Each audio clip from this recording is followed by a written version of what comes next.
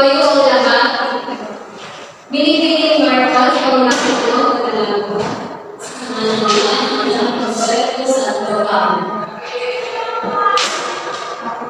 Magandang umaga sa inyong lahat. Magandang umaga po, Ibigay Rosie.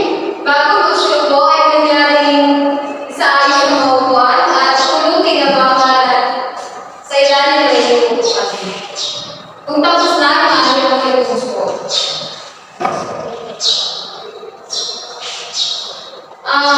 Binibining Maricar, may lumibang ba sa akin ito? Walang mabibili. Magaling naman, sana ay manatilihin ang huwag pagliban sa aking klase at sa iba pang klase.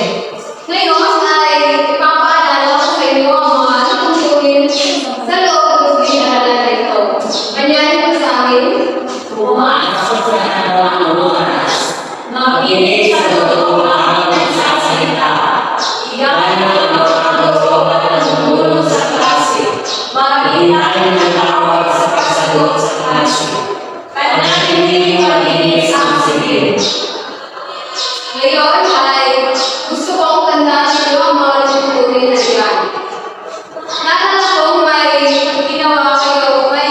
ginagawa akong pagkagalali, maaari na lang sa hindi ko ngayon.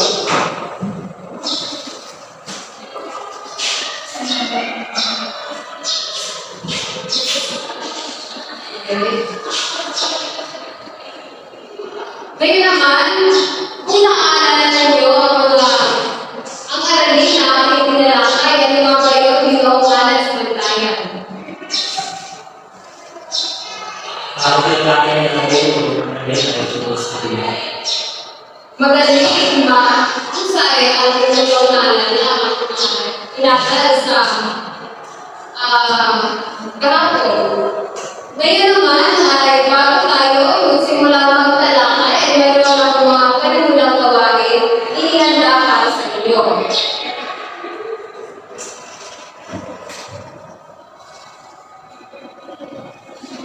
Ito at tinatawag natin jumbled words. May ibigay ako jumbled words sa bawat manga. At inyong kong buuin, ang magbubuong salita ay inyong ilahatak dito. Ito ay ang panggat una, panggat dalawa, panggat tatlo, at ang panggat apat. Bibigyan nila ako kayo ng 3 minuto kung buuin ang gawain iyan. Tapos na ako binibini. Kung tapos na ay maaari nila itigit ang inyong ginawa nito.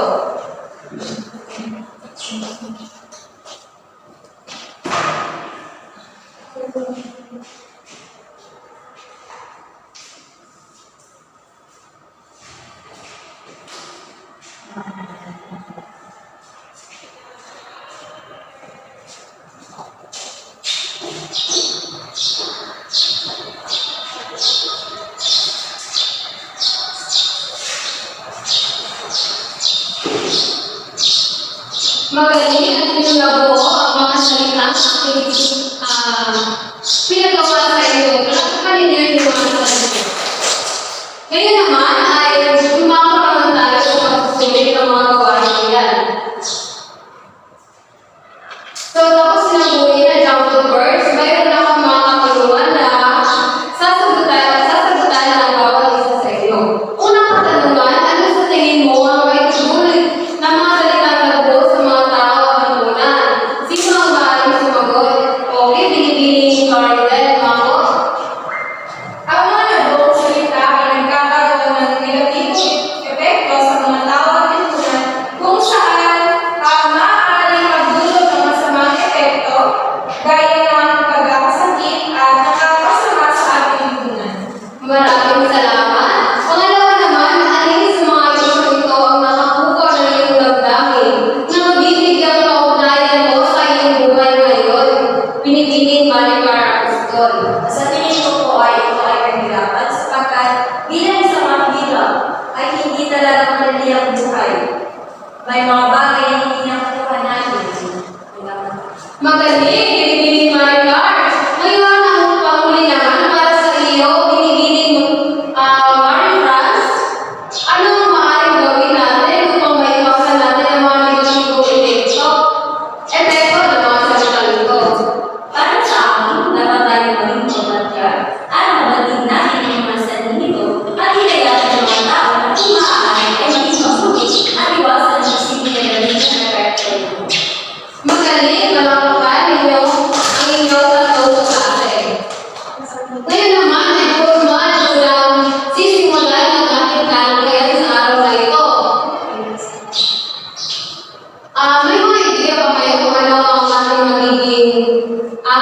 tayo sa araw na ito? Wala po. Binibining natin o. Sa tingin ko po ay tungkol sa mga isyo ay kasalukuyan mga isyo palipunan. Magaling, binibining natin yun. Nakuha mo. Ang ating tatalakayin sa araw na ito ay ang mga nakapanahong paksa. Ito ay mga nakapanahong paksa. Kung nakalimutan ko, bago natin talakayin ito, hindi ko pa naman sinimulan ay ating munang babasahin ang ating layunin sa araw na ito. Kunyari, basahin ang sabay-sabay.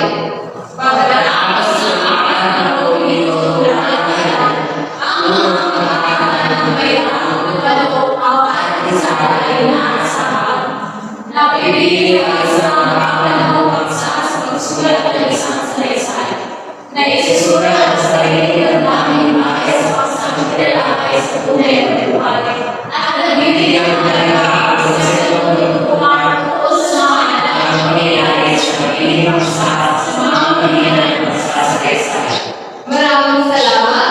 Ngayon naman ay ito na talaga ay sisimulan ko na ang ating talakayan. So ating paksa sa araw na ito, ito yung mga paksa na maaari natin gamitin sa pagsulat natin, paggawa natin ng mga sanisay. Bago tayo tumulian ay alamin muna natin ano nga ba ang sanisay. Ginoong Alex, maaari mo sa akin. Ang salaysay ay mula sa salitang Frances na isay, nilangang magtangka o sumubo. Ito ay ang napapalitikan na dalaan ng malayong magpupuro, makatuwirang pag-aaral ng kaisipan at ang dami ng sumulat ayon sa karasan, kalaman at nakakaka. Maraming salamat, Ginoong Alex. So, ang salaysay ay isang sa isang salaysay ay doon ay malayang nakakapaggawa o nakakapagbuo ng mga salita ang may akda ukol sa kanyang mga damdamin, sa kanyang mga nakikita sa paligid. Dito ay maaari itong mga tururo, maaari itong mga batay sa katotohanan ng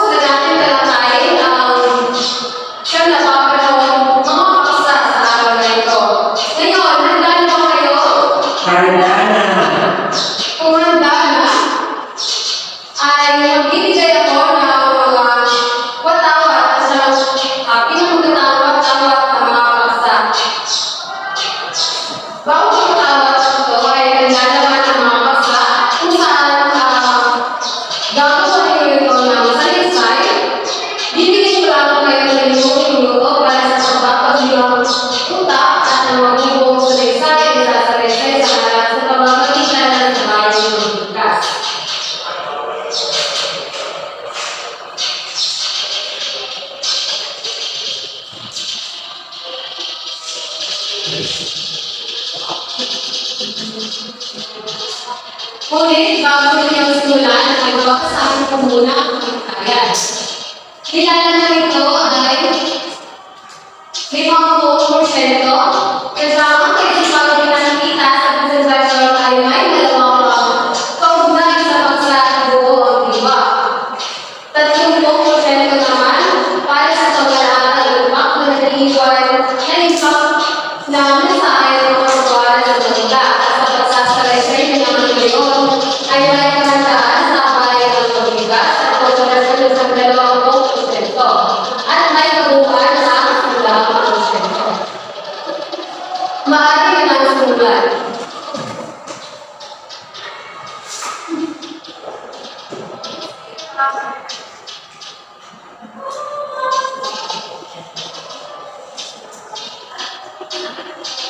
Tapos na po binibigay.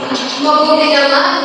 Ngayon ay kahit nakita ko kaunti lamang kayo, ay piliin na lamang ako ng dalawang grupo ng paparoon ng sabayan ng pagbigas sa harap.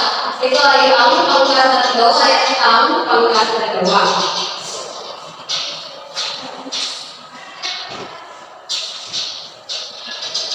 Una ay ang pangkatadalawa para sa sabayan ng pagbigas. Makinig na mabuti ang lahat. Ito ang naging nagdulot ng polusyon. Ang ating pangnay na laban na hindi nakikita. Magaling, malapakan natin ang pangkatadalawa. Ang susunod naman ay pangkatatlo.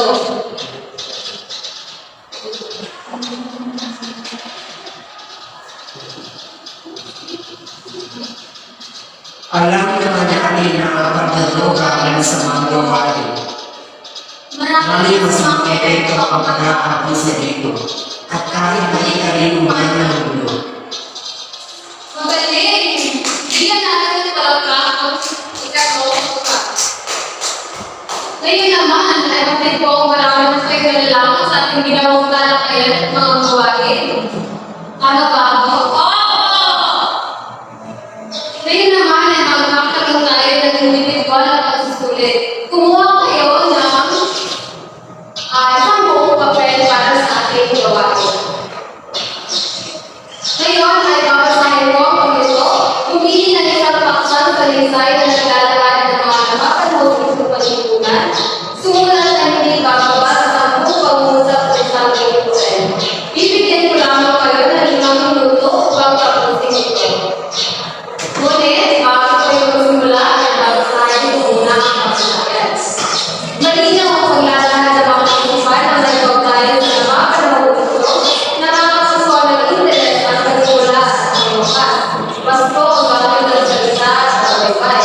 Kapag 5 puntos, ikaw ay nagmumulaga nakakahusay, 4 puntos ay mahusay, 3 puntos, kapag tamang husay lamang, 2 puntos ay sadyang hindi mahusay at ang isa ay kailangan ng lupa ng pagsasayan. Maaari nilang simulan. Tapos na po, BBC.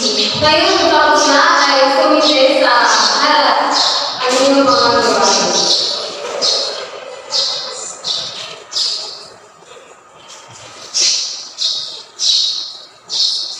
Magaling ang inyong pinakita sa araw na ito. Maaari po ako palakpakan ang inyong mga sarili. Ngayon naman ay kunin ninyo ang inyong kwaderno upang isulat ang inyong mga karalin sa inyong kumite bukas sa ating maraming. Tapos na po binibigay. Tapos na ba? Oo. Ngayon naman ay mayroong pamantayan para sa tatalagay na ito. Pagkatapos ninyong isulat ang pangalan, ay isulat ko rin ay pamantayan upang hindi ito makalimutan sa inyong paggawa. Tapos na po. Ngayon, tapos na ang lahat. Batid kong sana marami kayong nasusulat sa aking pagtatalakay sa ginawa natin. Gawain upang mas madala pa ninyo sa hinaharap at magkaroon kayo ng magandang kinabukasan at mga journey sa inyong pag-aaral. So, tumayo ang lahat.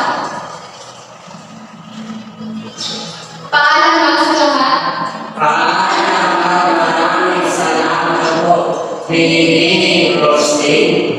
Maaari na kayong